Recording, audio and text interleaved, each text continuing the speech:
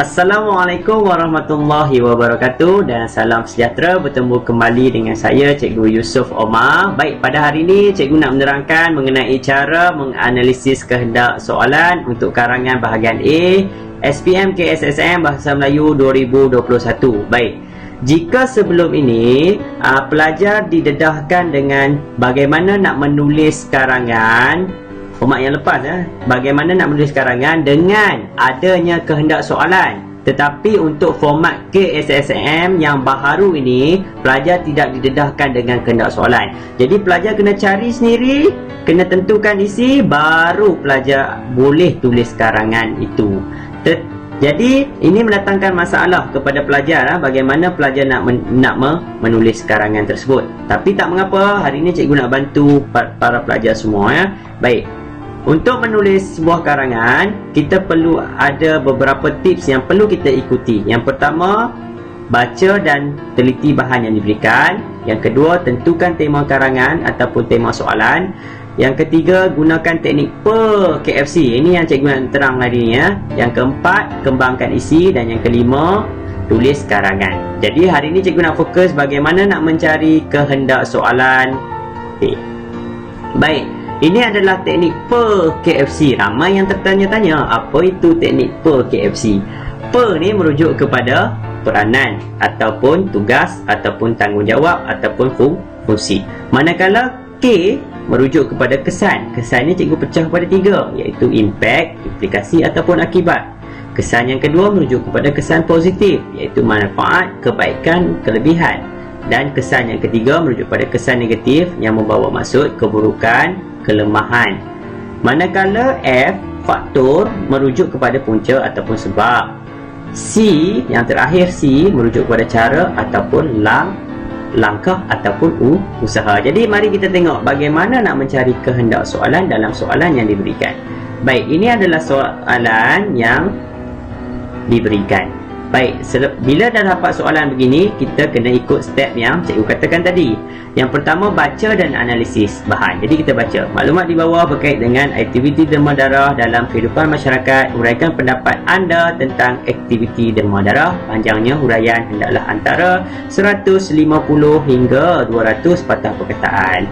Jadi ini bahan yang diberikan, bahan 1 dan bahan 2. Selepas kita dah baca dan analisis, kita tentukan tema. Jadi tema ni kebiasaannya ada pada arahan tugasan. Jadi kita tahu tema dia adalah perkataan yang dihitamkan ni, iaitu aktiviti derma darah. Selepas itu kita gunakan teknik per KFC. Per KFC ni untuk kita tentukan sama ada apa kehendak soalan untuk soalan ini. Jadi kita baca bahan yang pertama. 8 golongan yang boleh bantu dengan menderma darah. Okey, yang pertama bahasa kebakaran, bahasa thalassemia, sakit denggi, bahasa kemalangan dan sebagainya. Jadi bila kita dah analisis bahan ini, kita dapat tahu bahan ni sebenarnya dia cerita tentang F. Apa itu F? Faktor. Dia cerita tentang faktor. Okey, dia cerita tentang faktor. Okey. Faktor.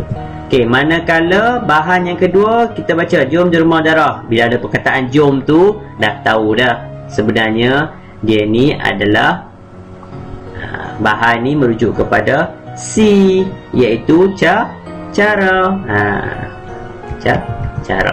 Jadi kita dah dapat bahan 1, kehendak soalannya faktor. Bahan yang kedua, kehendak soalan dia cara, merujuk kepada perkataan jom derma darah ni ataupun usaha ataupun langkah. Jadi kita dah dapat faktor. Jadi faktornya adalah faktor-faktor keperluan aktiviti derma darah, merujuk pada tema. Okey, isi yang kita boleh bawa keluar daripada bahan ni adalah membantu pesakit yang memerlukan pembedahan atau transplant. Yang kedua, membantu pesakit kanser, ada dalam isi. Kita kena gunakan sepenuhnya bahan yang diberikan, ya. Baik. Yang kedua, untuk bahan yang kedua, cara. Cara-cara menggalakkan aktiviti derma darah iaitu kerajaan melaksanakan kempen jom derma darah. Ataupun kalau kamu tak mau tulis perkataan faktor ni, kamu boleh tulis punca ataupun sebab. Manakala untuk cara, kamu boleh tulis manfaat atau untuk cara kamu boleh tulis usaha ataupun langkah. Okey, baik. Jadi jelas ya. Baik, kita pergi kepada bahan yang kedua untuk memantapkan lagi pemahaman kamu.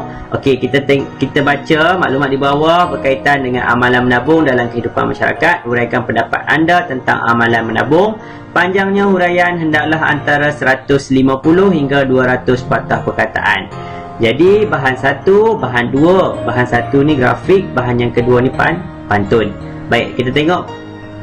Kita cari dulu apa dia punya tema untuk soalan ni. Tema ni dia adalah berkaitan dengan amalan menabung. Lepas tu kita tentukan sama ada dia P ke, K ke, F ke ataupun C. Jadi kita tengok dah jelas F faedah faedah merujuk kepada kesan merujuk pada K iaitu kesan.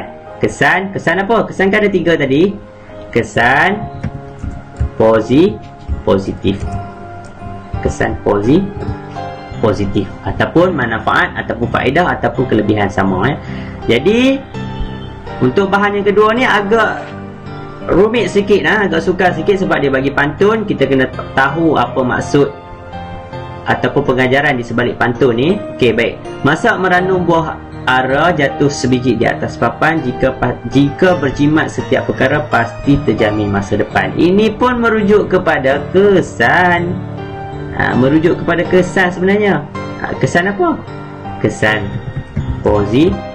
positif lagi ataupun kebaikan. Okey, jadi kita tengok bahan yang kedua. Sungguh pahit buah peria dimakan juga buat sayuran, membesar belanja sikap sia-sia, hanya menambah beban kewangan. Ini pun merujuk kepada kesan. Tapi kesan apa kali ini? Tapi kali ini dia bukan kesan positif. Dia merujuk kepada kesan negatif ataupun keburukan ataupun kelemahan. Kesan negatif ya. Okey. Baik. Jadi isi yang dicadangkan, 3 isi yang dicadangkan. Kesan positifnya adalah kesan positif amalan menabung ataupun manfaat amalan menabung ataupun faedah amalan menabung adalah persediaan melanjutkan pelajaran. Kita ambil isi di sini. Yang kedua, memastikan masa depan terjamin. Kita ambil isi di sini. Manakala kesan negatif ataupun keburukan ataupun kelemahan menambah beban kewangan. Kesan negatif tidak menabung adalah menambah beban kewangan. Jadi untuk hari ini saya rasa ringkas saja perkongsian saya berkaitan dengan bagaimana nak mencari kehendak soalan dengan menggunakan teknik KFC. Jadi ingat KFC untuk